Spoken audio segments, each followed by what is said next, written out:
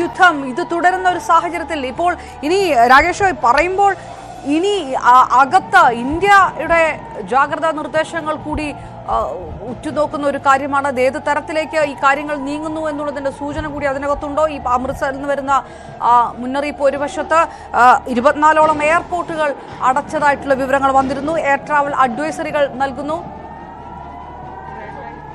Right, Kiran Babu ആണ്. കിരൺ, ഈ രാകേഷ് പറഞ്ഞു നിർത്തിയത് അമൃത്സറിൽ നിന്നടക്കം വരുന്ന റിപ്പോർട്ടുകൾ, അതായത് ഇനിയുള്ള മണിക്കൂറുകളിലും ഇന്ത്യ ആന്റിസിപ്പേറ്റ് ചെയ്യുന്നു കഴിഞ്ഞ രാത്രിയിൽ ഉണ്ടായതുപോലെയുള്ള ആക്രമണങ്ങളിലേക്ക്. അത് ജമ്മുവിൽ ഒതുങ്ങില്ല, അത് കശ്മീരിൽ ഒതുങ്ങില്ല, പകരം വടക്ക് പടിഞ്ഞാറൻ സംസ്ഥാനങ്ങളിലേക്ക് കൂടി വരുന്ന തരത്തിലേക്ക് അത് എപ്പോൾ വേണമെങ്കിലും സംഭവിക്കാം. അതിൽ സുസജ്ജമായിട്ടിരിക്കാൻ ഇന്ത്യ സേന തയ്യാറായിട്ട് നിൽക്കുന്ന ഒരു സാഹചര്യം, ആകാശ യുദ്ധത്തിന്റെ ഒരു സാഹചര്യം കൊണ്ട് 24ഓളം എയർപോർട്ടുകൾ അടച്ചിരിക്കുന്ന ഒരു കാര്യം, എത്രത്തോളം അലർട്ടുകൾ ഇന്ത്യ നൽകുന്നുണ്ട് ഈ യുദ്ധ സമാനമായ ഒരു സാഹചര്യത്തിൽ? അപർണ, പാകിസ്ഥാന് ഇന്ത്യ ഇന്നലെ നൽകിയത്, കഴിഞ്ഞ ദിവസങ്ങൾ നൽകിയതും ഒപ്പം ഇന്നലെ രാത്രി നൽകിയതും അതികഠിനമായ ഒരു തിരിച്ചടിയാണ്. പാകിസ്ഥാൻ എന്ന രാജ്യത്തെ സംബന്ധിച്ചിടത്തോളം, അവരുടെ സേനയെ സംബന്ധിച്ചിടത്തോളം ലോകത്തിന് മുന്നിൽ നാണക്കേടുണ്ടാക്കുന്ന തരത്തിലേക്കുള്ള ഒരു തിരിച്ചടിയാണ് നൽകിയത്. പാകിസ്ഥാൻ ഇന്ത്യയിലേക്ക് തൊടുത്തുവിട്ട ഒരൊറ്റ മിസൈൽ പോലും ഇന്ത്യൻ അതിർത്തി കടത്താൻ പോലും കഴിഞ്ഞില്ല എന്നുള്ള ഒരു വലിയ നാണക്കേട് കൂടി പാകിസ്ഥാനുണ്ടായി. പ്രത്യേകിച്ച് പാകിസ്ഥാന്റെ വ്യോമ പ്രതിരോധ സംവിധാനം HQ-9 എന്ന് പറയുന്ന സംവിധാനമടക്കം ഇന്ത്യക്ക് തകർക്കാൻ കഴിഞ്ഞു എന്ന് പറയുമ്പോൾ പാകിസ്ഥാനെ സംബന്ധിച്ച് ഇത് വലിയ നാണക്കേടാണ്. അപ്പോൾ ഏത് വിധേനയും പാകിസ്ഥാൻ എങ്ങനെയും ഇന്ത്യക്ക് നേരെ ആക്രമണം നടത്താനുള്ള സാധ്യത ഇന്ത്യൻ സേന കൃത്യമായി തന്നെ കാണുന്നുണ്ട്. അത്തരമൊരു സാധ്യത ഏതു സമയത്തുമുണ്ട്. അതുകൊണ്ട് തന്നെ ഇന്ത്യ അതീവ ജാഗ്രതയിലാണ്. അടിയേറ്റു നിൽക്കുന്ന പോലെയാണ് ഇപ്പോൾ പാകിസ്ഥാൻ നിൽക്കുന്നത്. എവിടെയെങ്കിലും ഇന്ത്യക്ക് നേരെ അടിക്കണം എന്നുള്ള ഒറ്റ ലക്ഷ്യത്തിൽ പാകിസ്ഥാൻ പല ശ്രമങ്ങളും നടത്താനുള്ള സാധ്യതയുണ്ട്. അതുകൊണ്ട് തന്നെ പ്രധാനമായും ഈ പാകിസ്ഥാനുമായി അതിർത്തി പങ്കിടുന്ന രാജസ്ഥാനും ഗുജറാത്ത് മുതൽ കാശ്മീർ വരെയുള്ള എല്ലാ സ്ഥലങ്ങളിലും, മുഴുവൻ സംസ്ഥാനങ്ങളിലും പ്രത്യേകമായ അലർട്ട് നൽകിയിരിക്കുകയാണ്. ഇന്ത്യയിലെ എല്ലാ വിമാനത്താവളങ്ങളിലും ഇത്തരം അലർട്ട് നൽകിയിട്ടുണ്ട്. പ്രത്യേകിച്ച് പാക് ഭീകര സംഘടനകളൊക്കെ പലപ്പോഴും ആക്രമണം നടത്തുന്നത് പ്രധാന യുദ്ധമുഖത്തു നിന്ന് മാറി മറ്റെവിടെയെങ്കിലുമൊക്കെ ചാവേർ ആക്രമണങ്ങളുമൊക്കെ നടത്താനുള്ള സാധ്യതയും ഇന്ത്യ മുൻകൂട്ടി കാണുന്നുണ്ട്. കാരണം പാകിസ്ഥാൻ ഇപ്പോഴത്തെ ഒരു നാണക്കേടിൽ നിന്ന് അവർ തിരിച്ചു കയറാൻ വേണ്ടി ഏതെങ്കിലും തരത്തിൽ ഇന്ത്യ ആക്രമിക്കുക എന്നുള്ള ലക്ഷ്യം പാകിസ്ഥാൻ ഉണ്ടാവും. ചിലപ്പോൾ പാകിസ്ഥാൻ സേനയുടെ ഭാഗത്തു നിന്നോ അല്ലെങ്കിൽ പാകിസ്ഥാനിലെ 3 പ്രധാനപ്പെട്ട തീവ്രവാദ ഭീകരവാദ സംഘടനകളുണ്ട്. ജെയ്ഷെ മുഹമ്മദ് ആയാലും ലഷ്കർ ഇ തൊയ്ബ ആയാലും ഹിസ്ബുൾ മുജാഹിദിനായാലും അവരെല്ലാം ഉണ്ട്. ഇവരുടെ ഭാഗത്തു നിന്നൊക്കെ പലതരത്തിലുള്ള ആക്രമണങ്ങൾ ഉണ്ടാവാം. അതുകൊണ്ട് തന്നെയാണ് ഇന്ത്യയിലെ എല്ലാ വിമാനത്താവളങ്ങളിലും ഹൈ അലർട്ട് നൽകിയിരിക്കുന്നത്.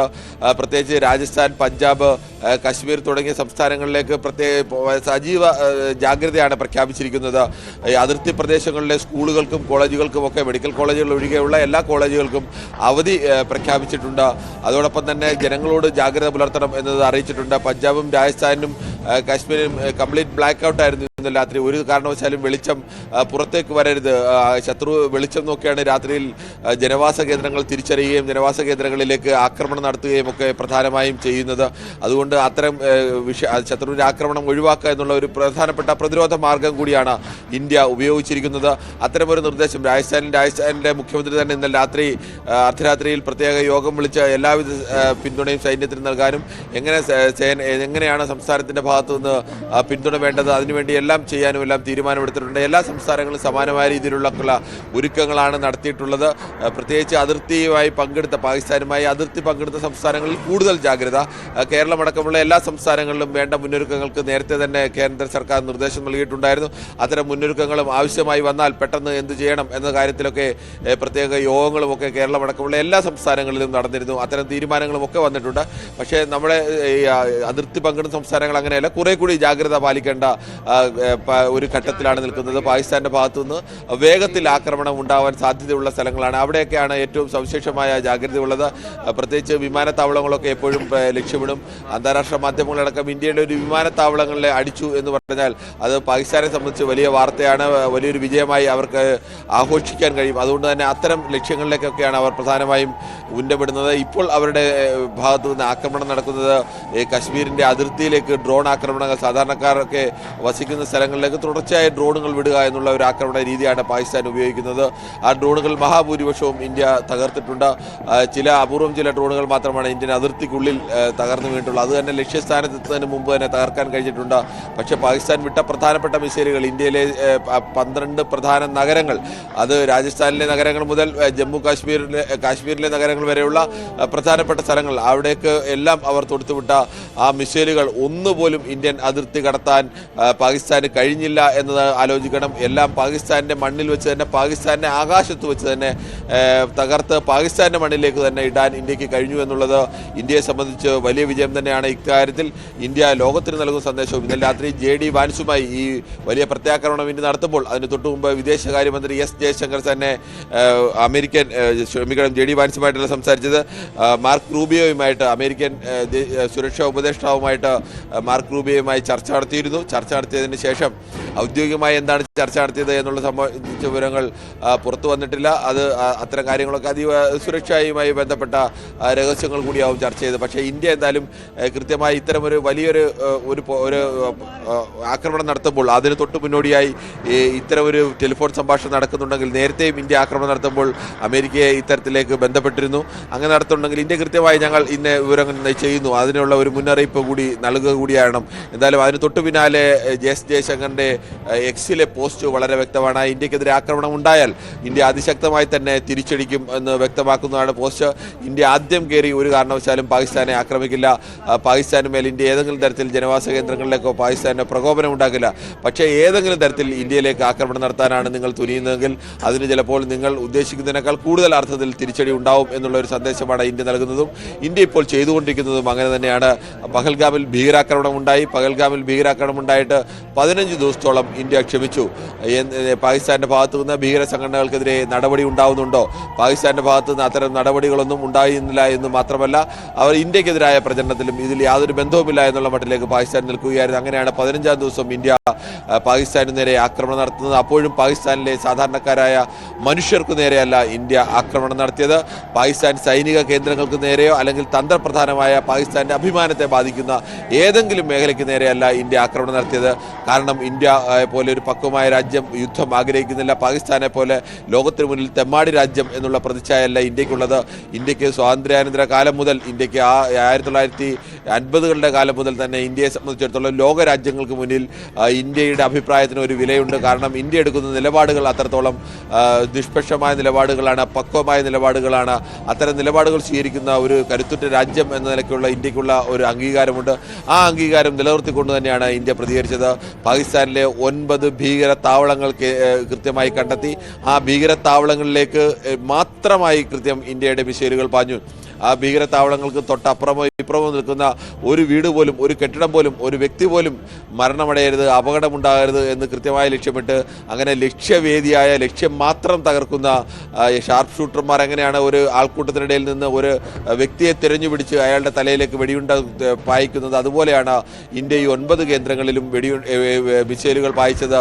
9 കേന്ദ്രങ്ങൾ നശിപ്പിച്ചത്. പാകിസ്ഥാനെ സംബന്ധിച്ചും പാകിസ്ഥാൻ്റെ പിന്തുണയോടുകൂടി, സൈന്യത്തിൻ്റെയും ISIയുടെയും ഭരണകൂടത്തിൻ്റെയും പിന്തുണയോടുകൂടി പാകിസ്ഥാൻ വളർത്തുന്ന ഭീകരവാദ ഫാക്ടറികൾ, അതിൻ്റെയൊക്കെ ഉടമകളായ പ്രധാനപ്പെട്ട ആളുകൾ, ജെയ്ഷെ മുഹമ്മദിൻ്റെയും ലഷ്കർ ഇ തൊയ്ബയുടെയും ഹിസ്ബുൾ മുജാഹിദിൻ്റെയും പ്രധാനപ്പെട്ട നേതാക്കൾ, അത്തരം നേതാക്കളുടെയൊക്കെ താമസ സ്ഥലങ്ങളിലേക്ക്, അവരുടെ ക്യാമ്പുകളിലേക്ക് പ്രധാനപ്പെട്ട ഒരു ഭീകരൻ്റെ കുടുംബാംഗങ്ങൾ 10 പേർ മരിക്കുന്നു. അവിടുത്തെ ജെയ്ഷെ മുഹമ്മദിൻ്റെ ഓപ്പറേഷണൽ ഹെഡ് മരണമടയുന്നു.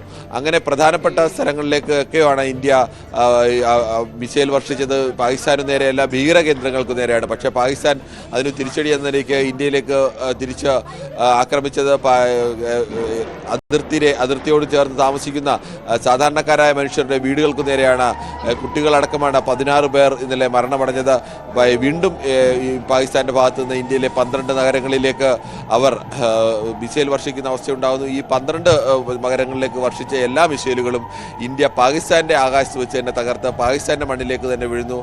കറാച്ചിയിൽ അവിടെ ഇന്നലെ ബോംബ് സ്ഫോടനങ്ങൾ ഉണ്ടാകുന്നു, തുടർച്ചയായ സ്ഫോടനങ്ങൾ ഉണ്ടാകുന്നു. അതോടൊപ്പം തന്നെ പാകിസ്ഥാന്റെ റാവൽപിണ്ടിയിൽ ഇന്ത്യയുടെ ആക്രമണം ഉണ്ടാകുന്നു. എന്തിന് ഇസ്ലാമാബാദിൽ, പാകിസ്ഥാന്റെ തലസ്ഥാനമായ ഇസ്ലാമാബാദിൽ പ്രധാനമന്ത്രി താമസിക്കുന്നതിന് 20 കിലോമീറ്റർ അകലെ വരെ ഇന്ത്യയുടെ ആക്രമണം ഉണ്ടാകുന്നു. ഇന്ത്യ അതിശക്തമായ മുന്നറിയിപ്പാണ് പാകിസ്ഥാന് നൽകുന്നത്.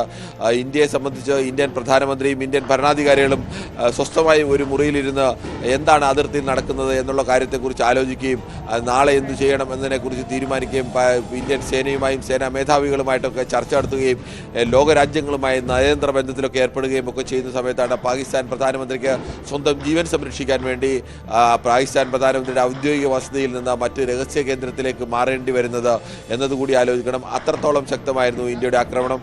കര വ്യോമസേന നാവികസേനകളുടെ സംയുക്തമായ INS വിക്രാന്തിൽ നിന്നൊക്കെ പാകിസ്ഥാനിലേക്ക് കറാച്ചിയിലെ പോർട്ടിൽ ലക്ഷ്യമാക്കിയൊക്കെ മിസൈലുകൾ പായുമ്പോൾ സ്വാഭാവികമായും പാകിസ്ഥാനെ സംബന്ധിച്ച് കനത്ത തിരിച്ചടിയാണ് നേരിട്ടിരിക്കുന്നത്.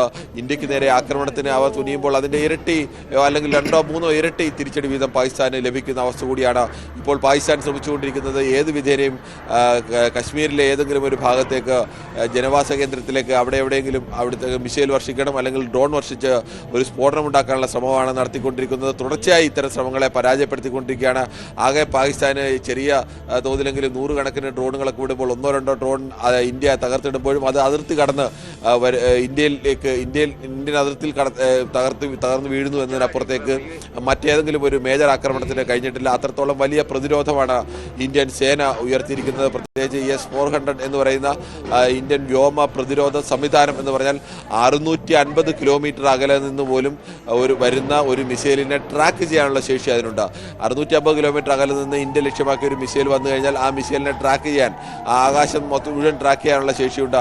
അതുതന്നെ 400 കിലോമീറ്റർ ഉള്ളിലേക്ക് ഒരു മിസൈൽ എത്തിയാൽ 400 കിലോമീറ്റർ അകലെ നിൽക്കുന്ന മിസൈലിനെ അടക്കം അടിച്ചിടാൻ, ആകാശം വെച്ച് തന്നെ അടിച്ചിടാനുള്ള ലക്ഷ്യസ്ഥാൻ ടാർഗറ്റ് നോക്കി ആ സമയത്ത് തന്നെ ഇന്ത്യയിൽ നിന്ന് മറ്റൊരു മിസൈൽ കുതിച്ചിരിക്കും. 400 കിലോമീറ്റർ അതിർത്തിയിലേക്ക് കടന്നു കഴിഞ്ഞാൽ അങ്ങനെ ഇന്ത്യൻ അതിർത്തിയിലേക്ക് 100-200 മീറ്റർ അല്ല. നമ്മൾ ആലോചിക്കണം, കേരളത്തിൻ്റെ തിരുവനന്തപുരത്താണ് നിൽക്കുന്നതെങ്കിൽ കാസർഗോഡോ കോഴിക്കോടോ എത്തുന്ന സമയത്ത് തന്നെ ഇതിനെ അടിച്ചിടാനുള്ള ശേഷി നമ്മുടെ ഈ മിസൈലുകൾക്കുണ്ട് എന്നത് ആലോചിക്കണം. പാകിസ്ഥാനെ സംബന്ധിച്ച് പാകിസ്ഥാൻ്റെ എത്ര ഉള്ളിൽ നിന്ന് ഇന്ത്യക്കെതിരെ ആക്രമണം നടത്തിയാലും അതിനെ അടിച്ചിടാനുള്ള ശേഷിയിലേക്ക് ഇന്ത്യയുടെ പ്രതിരോധ സംവിധാനമുണ്ട്. ആ പ്രതിരോധ സംവിധാനം റഷ്യൻ നിർമ്മിത S-400 എന്ന് പറയുന്ന വ്യോമ പ്രതിരോധ സംവിധാനമാണ്. ആ സംവിധാനം വളരെ വിജയകരമായി തന്നെ പ്രയോഗിച്ചിരിക്കുന്നു. പാകിസ്ഥാനെ സംബന്ധിച്ചും പാകിസ്ഥാനും ഉണ്ടായിരുന്നത് HQ-9 എന്ന് പറയുന്ന ചൈനീസ് നിർമ്മിത പ്രതിരോധ സംവിധാനമാണ്. പക്ഷേ HQ-9ൻ്റെ പല വെർഷനുകളുണ്ട്. അതിൽ ഏറ്റവും ലേറ്റസ്റ്റ് വെർഷൻ അല്ല പാകിസ്ഥാൻ്റെ ഭാഗത്തുള്ളത്. അത് ഒരു ശക്തമായ ഒരു വെർഷൻ അല്ല എന്നതുകൂടി തെളിയിക്കുന്നതായിരുന്നു. ഇന്നലെ S-400നോട് നേരിടാൻ കഴിയുന്നത്ര ശേഷി HQ-9ൻ്റെ പാകിസ്ഥാൻ്റെ പക്കലുള്ള വെർഷൻ ഇല്ല എന്നുള്ള P വെർഷനോ മറ്റോ പാകിസ്ഥാനുള്ളത്, അതിനില്ല എന്നതുകൂടി തെളിയിക്കുന്നതായിരുന്നു. കാരണം പാകിസ്ഥാൻ്റെ വ്യോമ പ്രതിരോധ മേഖല കൂടി അല്ലെങ്കിൽ സംവിധാനം കൂടി തകർക്കാൻ ഇന്ത്യക്ക് കഴിഞ്ഞിട്ടുണ്ട്. ഇന്ത്യയെ സംബന്ധിച്ചാണെങ്കിൽ പാകിസ്ഥാൻ ഇന്ത്യയിലേക്ക് തൊടുത്തുവിട്ട മിസൈലുകൾ ഒന്നുപോലും ലക്ഷ്യസ്ഥാനത്തെത്തിയില്ല എന്ന് മാത്രമല്ല ഒന്നിനു പോലും ഇന്ത്യൻ അതിർത്തി കടക്കാൻ പോലും കഴിഞ്ഞില്ല. ഇതെല്ലാം തകർന്നു വീണത് പാകിസ്ഥാന്റെ ആകാശത്ത് വെച്ച് തന്നെയാണ്. പാകിസ്ഥാന്റെ ആകാശത്ത് പാകിസ്ഥാൻ ഇന്ത്യയിലേക്ക് തൊടുക്കുന്ന മിസൈലും ഒപ്പം ഇന്ത്യ അതിനെ തകർക്കാൻ വിടുന്ന മിസൈലും, ഈ 2 മിസൈലും കൂടി ഒരുമിച്ച് തകർന്നു വീഴുന്ന അവസ്ഥയാണ് ഉണ്ടായത്. അങ്ങനെയാണ് പാകിസ്ഥാനെ സംബന്ധിച്ച് ലഹോറിലും ഇന്നലെ രാവിലെ ലഹോറിലും ഉച്ചയോടുകൂടി കറാച്ചിയിലുമൊക്കെ സ്ഫോടനങ്ങൾ ഉണ്ടായത്. അവിടെയൊക്കെ വന്ന് വീണ ഭാഗങ്ങൾ പാകിസ്ഥാൻ്റെ തന്നെ അവിടെ വന്ന് വീണ യന്ത്രഭാഗങ്ങളൊക്കെ കണ്ടുകൊണ്ട് പലപ്പോൾ സംശയമൊക്കെ പ്രകടിപ്പിച്ചിരുന്നു. പക്ഷേ അത് പാകിസ്ഥാൻ്റെ തന്നെ മിസൈലിൻ്റെ ഭാഗങ്ങളാണ്, പാകിസ്ഥാൻ്റെ തന്നെ ഡ്രോണുകളുടെ ഭാഗങ്ങളൊക്കെയാണ് സ്വന്തം നഗരത്തിൽ വീണത്. സ്വന്തം ആളുകൾ മരണമടഞ്ഞതും സ്വന്തം ആളുകൾക്ക് പരിക്കേറ്റതും സ്വന്തം രാജ്യത്തെ പ്രധാനപ്പെട്ട നഗരങ്ങളിലെ കെട്ടിടങ്ങൾ തകർന്നു വീണതുമൊക്കെ അവർ ഇന്ത്യയിലേക്ക് പായിച്ചുവിട്ട മിസൈലുകൾ, ഇന്ത്യൻ മിസൈലുകൾ തകർത്തത് കൊണ്ടായിരുന്നു. എന്തായാലും ഇന്നും അതീവ ജാഗ്രതയോടുകൂടി തന്നെയാണ് നിൽക്കുന്നത്. പ്രത്യേകിച്ച് ഈ 3 സംസ്ഥാനങ്ങൾ, രാജസ്ഥാൻ, കാശ്മീർ, പഞ്ചാബ്, ഈ 3 സംസ്ഥാനങ്ങളിലാണ് ഏറ്റവും ജാഗ്രത. ഈ 3 സംസ്ഥാനങ്ങളിലെ കേന്ദ്രങ്ങളൊക്കെയാണ് പ്രധാനമായും പാകിസ്ഥാൻ ലക്ഷ്യമിടുന്നത്. അത്തരമൊരു ജാഗ്രതാ നിർദ്ദേശമാണ് ജനങ്ങൾക്ക് നൽകിയിട്ടുള്ളത്.